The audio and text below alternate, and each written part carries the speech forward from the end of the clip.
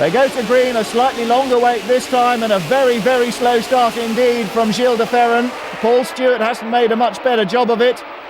De Ferran stays off the brakes all the way into Redgate. My, Gilles de Ferran deciding to make up by staying off the brakes what he lost by not getting the revs right at the start.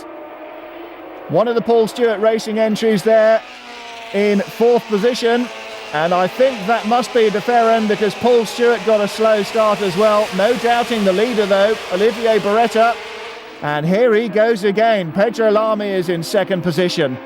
3rd is the number 14 car of Olivier Panis, so he's made a great start as well, and those two were chomping at the bit to get past the Paul Stewart cars in the first couple of laps of the last part of the race, and they are very definitely in that position now. They only have to worry about catching the leader.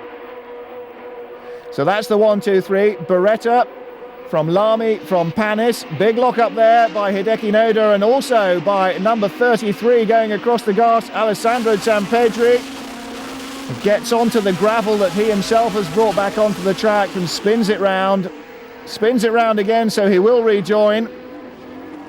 Hopefully none of the dust will have damaged his throttle slides, but he does get going again, back down onto the Melbourne loop. Meanwhile, here comes the leader, completing the end of lap 1 or lap 3, depending on how you look at it on aggregate. Well, Olivier Beretta had a substantial lead at the end of the first part of the race, so they're not only going to have to pass him, but pull out a bit as well. Well, the leaders are through. David Coulthard very well up there in the order on the 2nd start. Let's have a look again at that little movement from Zampedri. Big lock up, it wasn't from Hideki Noda. But there goes Zampedri, trying to avoid it all. And across the grass he goes. Brings loads of gravel with him as he bounces across the gravel trap. Tries to get the power down, but of course he's already on the gravel, so around he goes. The leader, Beretta, Lamy, Panis. There is de Ferran. There is number 20, Papis.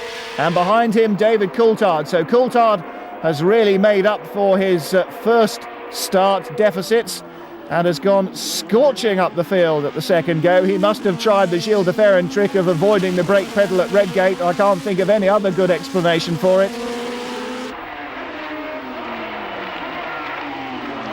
So in fact Coulthard now the highest place, Scott, because Paul Stewart has disappeared backwards behind him.